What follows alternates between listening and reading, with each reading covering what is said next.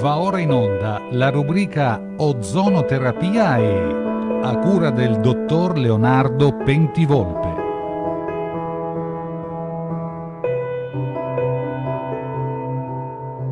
Buongiorno, eccoci che ci ritroviamo per il solito incontro. Io sono il dottor Pentivolpe, mi occupo soprattutto di ozonoterapia, anche se penso che qualsiasi malattia, qualsiasi patologia debba avere di base un indirizzo nutrizionale. L'ultima volta abbiamo un po' accennato alle diete per il dimagrimento. Oggi parleremo magari di un argomento che si avvicina al dimagrimento, anche se non è la stessa cosa. Non è la stessa cosa nel senso che oggi parleremo di cellulite. Molti confondono la cellulite con il grasso. Se si chiama cellulite ci sarà un motivo. Se io dico a una persona guarda che tu hai la cellulite e non gli dico guarda che sei grasso o grassa, c'è un motivo ben preciso. La cellulite, perché io stamattina parlerò di cellulite? Perché per la prima volta dopo questi nostri incontri precedenti incomincerò a parlare anche di ozonoterapia, perché l'ozono è una terapia, l'ozonoterapia è una terapia che si sta sempre più diffondendo, però ancora si conosce poco, se ne parla tanto, però in effetti l'essenza dell'ozono è poco conosciuta, questo sia dal grande pubblico che anche da buona parte dei miei colleghi. Quindi, accennando alla cellulite, avrò l'occasione per incominciare ad agganciarmi all'ozono, che vede l'applicazione in moltissime patologie, probabilmente meno banali della cellulite, però è giusto che incominciamo a parlare delle cose più semplici per arrivare alle cose più complesse. La cellulite è un problema, chiamiamolo in alcuni casi anche una patologia, in altri casi, quando è modica, definiamolo un problema tipicamente femminile. Perché è un problema tipicamente femminile? Perché è una di quelle patologie legate al sesso, perché ci sono delle patologie o malattie legate al sesso, ci sono delle patologie o malattie legate alle razze, per esempio. Per esempio, la razza gialla è predisposta alla presbiopia, alla miopia, scusate. Presso gli eschimesi si conosce poco l'ipercolesterolemia, quindi ci sono delle razze predisposte verso determinate malattie. Così anche per il sesso. Il sesso femminile è più predisposto per motivi ormonali alla cellulite, anche se ci sono degli uomini che vedono l'accumularsi della cellulite soprattutto a livello addominale, sulla pancia. Tante volte il grasso addominale si trasforma in cellulite. Che differenza c'è tra il grasso e la cellulite? Il grasso è un accumulo di cellule adipose che si può distribuire, anche qua in dipendenza del sesso, si può distribuire soprattutto sulla pancia, sui fianchi. La cellulite è un accumulo di cellule adipose malnutrite. Che significa malnutrite? Significa che dove c'è cellulite non c'è irrorazione. Tenete presente che l'apparato adiposo, il pannicolo adiposo, è una parte del nostro organismo molto irrorata, cioè arrivano molti capillari, perché nel pannicolo adiposo, oltre che un deposito di grassi, è anche una zona dove c'è formazione di ormoni, per esempio. La cellulite è un accumulo di pannicolo adiposo in cui l'irrorazione ematica, cioè i capillari che devono nutrire queste cellule, non apportano la quantità giusta di sangue. Non sto a spiegarvi i motivi anatomici perché sarebbero complessi, però tenete come dato essenziale: non arriva sangue a nutrire queste cellule adipose. Non arrivando sangue si instaurano una serie di situazioni per cui quel grasso, le cellule adipose, vengono imbrigliate in un tessuto connettivo, si chiama. Cosa significa imbrigliate in un tessuto connettivo? Significa che quando voi vi tagliate, per esempio, si forma la cicatrice, quello è tessuto connettivo cicatriziale. Dove c'è cellulite, non arrivando sangue, si forma un tessuto tipo la cicatrice che blocca le cellule adipose, per cui c'è la comparsa in superficie della tipica pelle a buccia d'arancio o a cute di materasso, come la chiama qualcuno. Perché? Perché queste fibre collagene comprimono e tirano verso il basso. Questo spiega anche il motivo per cui moltissime donne si mettono a dieta, hanno la cellulite, si mettono a dieta, dimagriscono ovunque, però non dimagriscono nel punto in cui vorrebbero ridurre la taglia soprattutto, oltre che il peso. Perché c'è questo tessuto cicatriziale che blocca le cellule adipose, non permette loro di essere utilizzate. Quindi come facciamo a fronteggiare il problema cellulite? Normalmente, ecco, faccio un inciso, normalmente del problema cellulite se ne parla in primavera e estate, non ne stiamo parlando in autunno.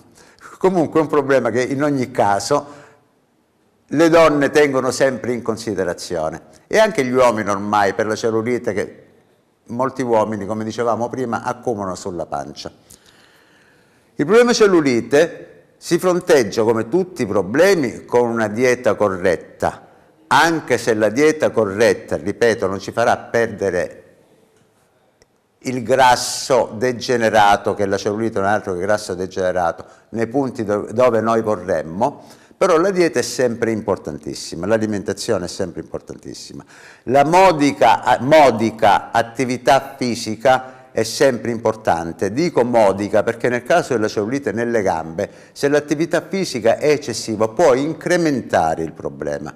Sembra un paradosso, ma è così, perché quando noi mettiamo in movimento i muscoli, succede che quei muscoli che noi mettiamo in movimento hanno bisogno di più sangue.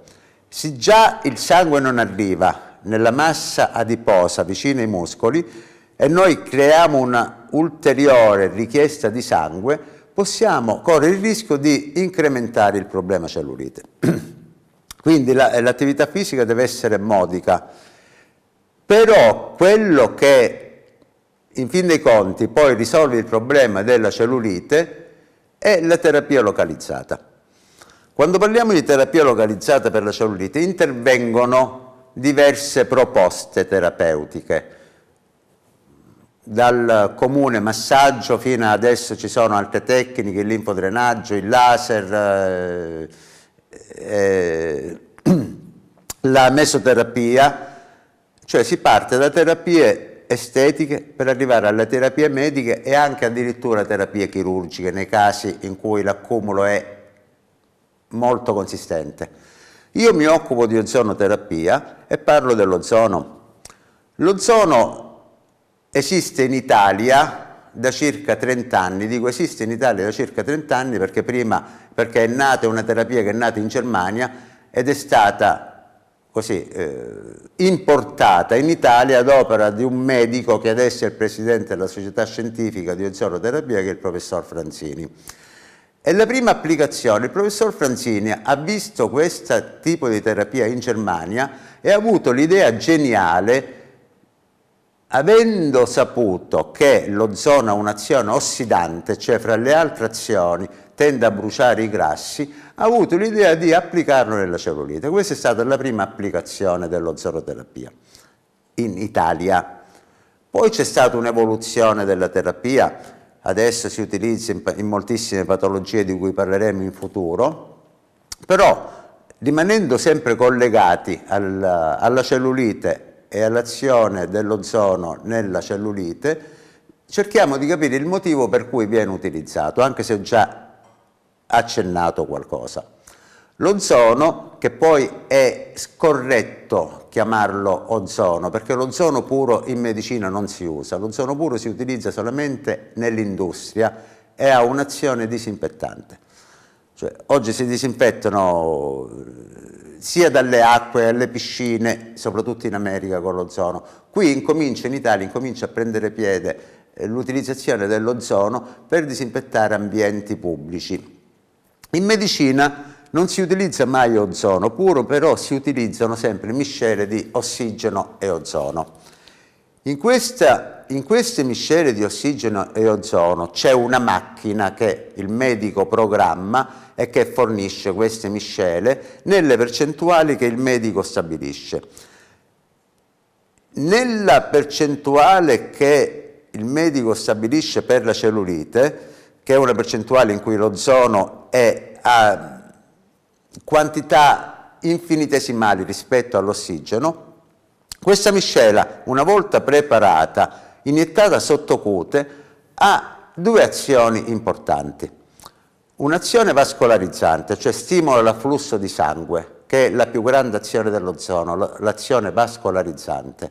Quindi stimolando l'afflusso di sangue, quelle cellule che erano malnutrite vengono nuovamente nutrite.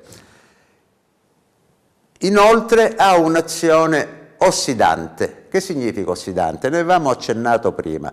Azione ossidante è l'azione di, volgarmente, comunemente viene chiamato bruciamo i grassi, però chimicamente in termini medici si parla di ossidazione. L'ossidazione è quell'azione, quel processo per cui i grassi vengono bruciati e poi vengono riassorbiti con meccanismi biochimici particolari, vengono riassorbiti ed eliminati.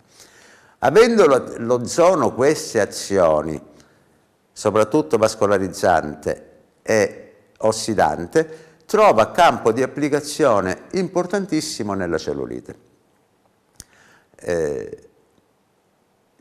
Inoltre l'ozono ha un'azione perché in alcuni tipi di cellulite c'è l'edema, c'è il ristagno, c'è la cosiddetta ritenzione idrica. L'ozono ha un'azione antiedemigena, cioè tende a ridurre questo ristagno di liquidi. Vi ricordo che l'ozonoterapia ha sicuramente un'azione ottimale nella cellulite. Io ho esperienze anche di altri tipi di terapia applicate alla cellulite, per esempio la terapia medica più importante è la mesoterapia, però riconosco un'azione elettiva da parte dell'ozono anche rispetto ad altre terapie mediche. Però se mancano i canoni di cui abbiamo parlato precedentemente, l'alimentazione corretta e la modica attività fisica, l'azione dell'ozono o il risultato dell'ozonoterapia non sarà mai ottimale. Allora voi mi direte, qual è questa alimentazione corretta per la cellulite? L'alimentazione corretta per la cellulite è l'alimentazione tipica di chi vuole stare in buona salute. Intanto, dove c'è cellulite c'è sempre un leggero edema, quindi una leggera ritenzione, che può essere leggera o più marcata. Quindi l'utilizzazione di alimenti ricchi di sale andrebbe ridotta o addirittura proibita, dipende dall'edema che si è instaurato. Quindi prosciutto per esempio, o insaccati, che già di per sé non fanno molto bene alla salute, però essendo alimenti ricchi di sale andrebbero eliminati quanto più possibile quando si fa una dieta per la cellulite. Fare molto uso di frullati, di centrifughe, di succhi di frutta e verdura al solito. Perché? Perché è ricca sia la frutta che la verdura di liquidi biologici. L'acqua contenuta nelle verdure è un'acqua biologica. Biologica in che senso? Che viene trasformata dalla verdura stessa e viene trattenuta come acqua più pulita. Quindi fare uso di frutta e verdura che favoriscono l'eliminazione di liquidi, cioè è acqua pulita, quindi stimola la diuresi. Mangiare pochi carboidrati raffinati, cioè la pasta con farina bianca, il pane con farina bianca dovrebbe essere quanto più possibile eliminato, quindi mangiare pane e pasta possibilmente integrali, non perché la pasta o il pane integrale abbiano meno calorie del pane bianco, perché qualcuno si illude che mangiando pane integrale ci siano meno calorie, ma perché l'integrale tende a raccogliere nel suo passaggio nel tubo intestinale, tende a raccogliere tutti i grassi, le fibre, e eliminarli più facilmente. Importantissimo anche ai fini di una buona alimentazione per la cellulite, introdurre piccole quantità di proteine. Non bisogna dimenticare, qualcuno pensa di dimagrire o pensa di ridurre la cellulite mangiando solamente frutta e verdura. Non è vero niente, perché se noi eliminiamo le proteine dalla nostra alimentazione perdiamo massa magra, quindi ci afflosciamo, la cellulite diventa più molle, diventa più brutta anche da vedere. Quando parliamo di introduzione di proteine nell'alimentazione, molti sono convinti che mangiando fagioli o lenticchie o altri legumi di avere l'apporto di proteine corretto. Non è vero niente, non perché lo dica io, ma ormai è stato assodato che le proteine dei legumi non hanno gli aminoacidi nobili che sono contenuti nella carne e nel pesce. Non diciamo che ognuno di noi debba abbuffarsi con la carne e col pesce, però piccole quantità di proteine animali è stato visto che fanno bene nella dieta, soprattutto per la cellulite. Piccole quantità, ripeto. Qualcuno di voi mi dirà, e se io per ragioni etiche voglio essere vegetariano? Perfetto, allora può fare il vegetariano, però dando un apporto esterno, un'integrazione con aminoacidi. L'argomento di cui abbiamo parlato oggi è molto vasto, molto complesso e potremmo porci molte domande. Io ho seminato, nel senso ho cercato di stimolare la vostra curiosità, eventualmente se ci sarà richiesta lo approfondiremo, oppure voi ormai potete, ognuno di noi ha largo accesso tramite i media alla conoscenza, quindi può approfondire singolarmente. Vi ringrazio ancora dell'attenzione, ci rivedremo, se non vi sarete stancati prima. Salve. Avete visto ed ascoltato la rubrica Ozonoterapia e a cura del dottor Leonardo Pentivolpe.